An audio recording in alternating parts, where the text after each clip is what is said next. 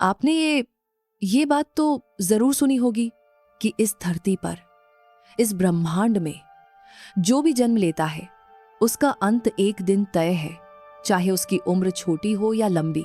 हम इंसानों, जानवरों और पेड़ों की आयु का अंदाजा तो लगा लेते हैं, लेकिन क्या आपने कभी सोचा है कि पहाड़ों की भी उम्र होती है? यहाँ तक कि हमारी पृथ्वी भी हमेशा के लिए नहीं बनी है। एक दिन इसका भी अंत होगा।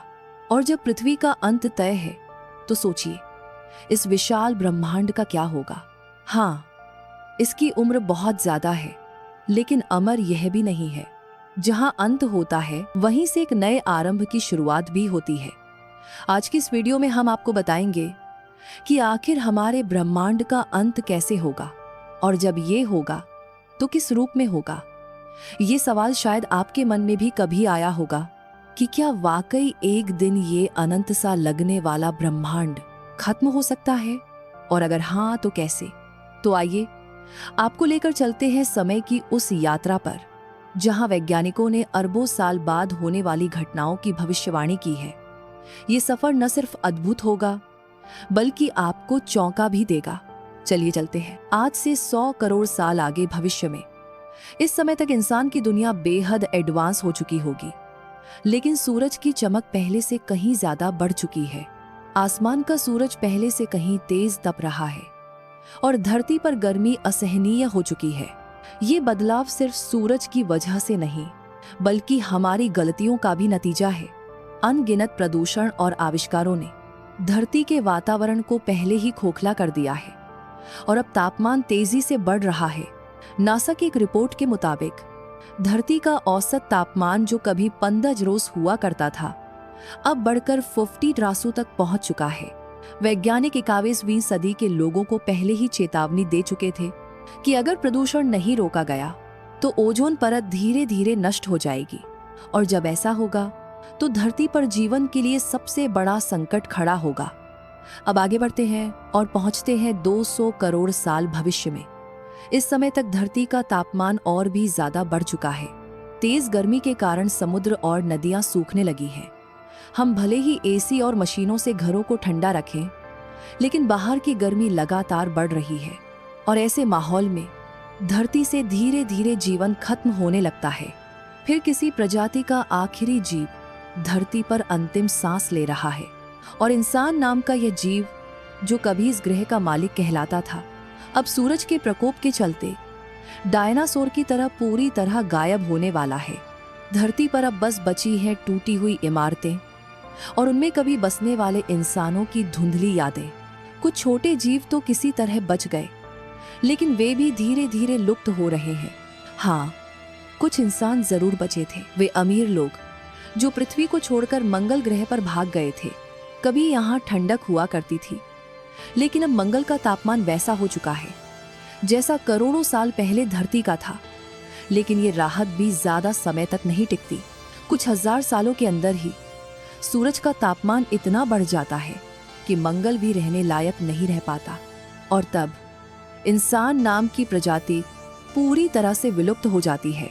इंसान अब सिर्फ एक इतिहास बन चुका है। ब्रह्मांड में कहीं भी उसका अस्तित्व शेष नहीं है। हाँ, अगर हमारे जैसा कोई और ग्रह कहीं मौजूद हो तो शायद वहां इंसान जैसे जीव अब भी हों, लेकिन हमारे सौर मंडल में अब कोई इंसान नहीं बचा।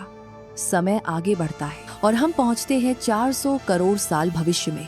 अब हमारी पड़ोसी आकाशगंगा एंड्रोमेडा हमारी मिल्की वे गैलेक्सी को अपनी ओर खींच रही है।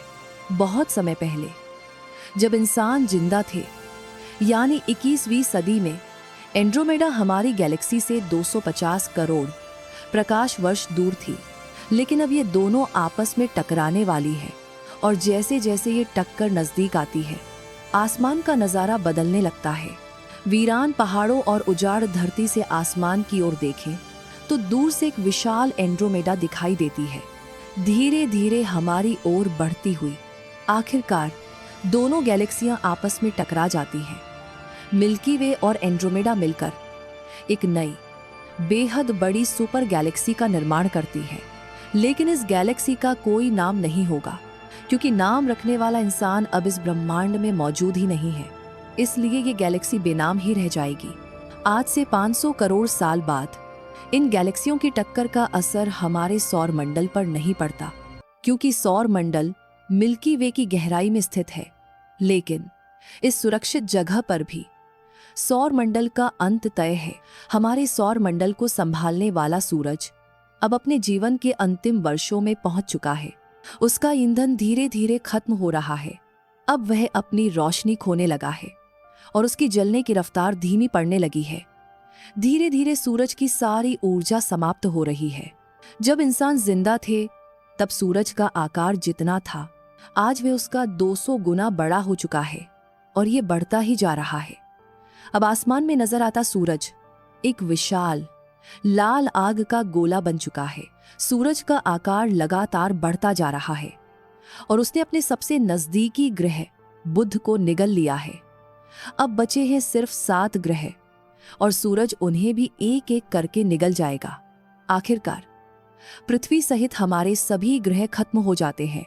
अब सौरमंडल में केवल सूरज ही बचा है, लेकिन वह भी अपनी आखिरी सांसें ले रहा है। 1500 करोड़ साल बाद हमारा सौरमंडल पूरी तरह समाप्त हो चुका होगा। अब वहां बस एक मरता हुआ सूरज है और उसके आसपास बचे ग्रहों के बिखरे हुए टुकड़े। कभी जिसे हम अपना प्यारा सौरमंडल कहते थे, उसका अस्तित्व पूरी तरह मिट चुका है। समय और आगे बढ़ता है। आज से 10,000 करोड़ साल बाद मिल्की वे और एंड्रोमेडा जैसी गैलेक्सियां पहले ही आपस में मिल चुकी होंगी।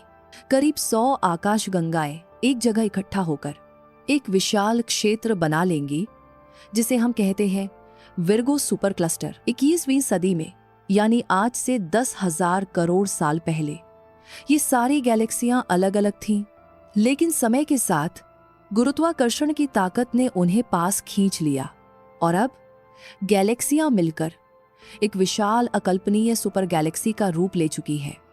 यानी ब्रह्मांड के इस हिस्से में गैलेक्सियों का एक बहुत बड़ा जमघट तैयार हो चुका है। हर तरफ सिर्फ सुपर गैलेक्सियां ही मौजूद हैं, लेकिन यह नज़ारा भी ज्यादा समय तक नहीं टिकता। आज से 1 लाख करोड़ साल बाद ये विशाल गैलेक्सियां भी खत्म हो जाती हैं, क्योंकि गैलेक्सी तारे मिलकर बनाती हैं और अब गैलेक्सी के सारे तारे धीरे धीरे मर चुके हैं। हमारा सूरज पहले ही बुझ चुका था और अब बाकी तारों की बारी है। बुजुर्ग तारे मर चुके हैं और जो जवान तारे बचे थे वे भी धीरे धीरे बुढ़ापे की ओर बढ़ रहे हैं।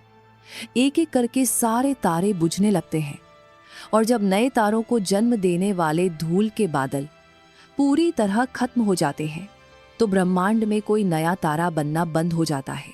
आज से 2 लाख करोड़ साल बाद ब्रह्मांड अब भी फैल रहा है, लेकिन इसकी गति लाखों गुना बढ़ चुकी है। अब इस ब्रह्मांड में न तो गैलेक्सियां बची हैं और न ही तारे, सिर्फ कुछ टूटे हुए अवशेष अंतरिक्ष में तैरते रह गए हैं। लेकिन फैलते हुए ब्रह्मांड की वजह से ये अवशेष भी धीरे धीरे एक दूसरे से दूर होते जा रहे हैं और फिर 20 लाख करोड़ साल बाद मरते हुए इस ब्रह्मांड के अंधेरे में सिर्फ 10 या 20 आखिरी तारे बचते हैं और साथ ही बचते हैं वो रहस्यमयी दानव जिन्हें हम कहते हैं ब्लैक होल। अब ब्रह्मांड पर असली राज किसका है? ब्लैक होल्स का। तारे और ग्रह तो अब लगभग गायब हो चुके हैं, लेकिन ब्लैक होल्स, ये अदृश्य दानव, लाखों की संख्या में इधर उधर घूम रहे हैं। वे आवारा शिकारी की तरह हैं, जो लगातार ब्रह्मांड में बचे हुए टुकड़ों को तलाशते हैं और उन्हें निगलते जा रहे हैं। करोड़ों करोड़ सालों के बाद जो कुछ तारे अब तक जिंदा थे वो भी अपने बुढ़ापे तक पहुंचकर खत्म हो चुके हैं। उनके साथ साथ ग्रहों के जो छोटे छोटे टुकड़े बचे थे, ब्लैक होल्स ने उन्हें भी निगलना शुरू कर दिया। अब इस पूरे ब्रह्मांड में ब्लैक होल्स के अलावा कुछ भी बाकी नहीं है। हाँ, ये ब्लैक होल्स दिखते तो नहीं हैं, लेकिन उनकी मौजूदगी हर जगह महसूस की जा सकती है। और फिर आता है वो पल, आज से 1000, 4010, 40,040 साल बाद, यानी अरबों खरबों करोड़ों सालों बाद, यहीं से असली अंत की शुरुआत होती है। अब ब्रह्मांड में सिर्फ छोटे छोटे परमाणु और कुछ बचे खुचे कण रह गए हैं। ये कण जो कभी ग्रहों और तारों का हिस्सा हुआ करते थे, अब खाली स्पेस में भटक रहे हैं। ब्लैक होल्स की दूरी के कारण ये बच तो गए, लेकिन हमेशा हमेशा के लिए अकेले भटकते रहेंगे। इन लकी कणों के इर्द गिर्द भी छोटे छोटे गुरुत्वाकर्षण क्षेत्र बन चुके हैं। जैसे पहले ग्रह तारों का चक्कर लगाते थे, वैसे ही अब ये टुकड़े एक दूसरे के चारों ओर घूम रहे हैं। धीरे धीरे सभी ब्लैक होल्स भी पास आते जा रहे हैं और मिलकर एक विशाल सुपर ब्लैक होल बनाने की ओर बढ़ रहे हैं। एक सुपर ब्लैक होल जो छोटे छोटे ब्लैक होल्स को निगलते हुए इतना विशाल हो चुका है कि उसके आकार को शब्दों में बयां करना असंभव है। समय बीतता गया और आखिरकार वही सुपर ब्लैक होल जिसने पूरे ब्रह्मांड को निगल लिया था, धीरे धीरे खुद भी गायब हो जाता है। अब ब्रह्मांड में न कोई इलेक्ट्रॉन है, न कोई प्रोटॉन, न तारे, न ग्रह और ना ही कोई ब्लैक होल। यहां सिर्फ एक अनंत खालीपन है। शायद यही वो अवस्था है जिसे लोग ईश्वर कहते हैं, क्योंकि सब कुछ गायब हो जाने पर भी स्पेस हमेशा मौजूद रहता है। याद रखिए, स्पेस न कभी जन्म लेता है और न ही कभी मरता है। मरती तो सिर्फ उसकी रचनाएं हैं। दोस्तों, कभी इसी स्पेस में पृथ्वी नाम का एक छोटा सा ग्रह हुआ करता था जहां हम इंसान रहते थे, लेकिन अब वो सिर्फ अरबों खरबों साल पुरानी याद बन चुका है। शायद कभी आने वाले भविष्य में ब्रह्मांड एक बार फिर से जन्म ले, लेकिन उसके लिए हमें हजारों करोड़ों साल इंतजार करना पड़ेगा। तब तक हमारी आत्माएं शायद इसी अनंत शून्य में भटकती रहें। दोस्तों, आज की इस रहस्यमयी यात्रा में हमने देखा कि कैसे एक दिन पूरा ब्रह्मांड खत्म हो जाएगा। लेकिन अगर आप जानना चाहते हैं कि ये ब्लैक होल्स असल में क्या हैं, कैसे जन्म लेते हैं और कैसे पूरे ब्रह्मांड को निगलने की ताकत रखते हैं, तो मेरा पिछला वीडियो ब्लैक होल, ब्रह्मांड का सबसे बड़ा रहस्य, जरूर देखिएगा। लिंक डिस्क्रिप्शन और एंड स्क्रीन दोनों में मिल जाएगा। आज के लिए बस इतना ही। मिलते हैं अगले वीडियो में। तब तक के लिए नमस्कार। जय हिंद, जय ब्रह्मांड।